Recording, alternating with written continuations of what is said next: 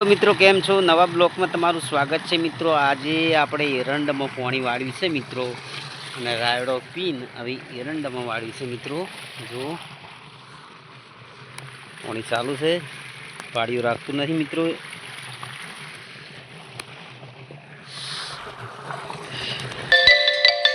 જો મિત્રો ગાય એંડા ખાઈ જશે, રોજડા ખાઈ જશે એંડા.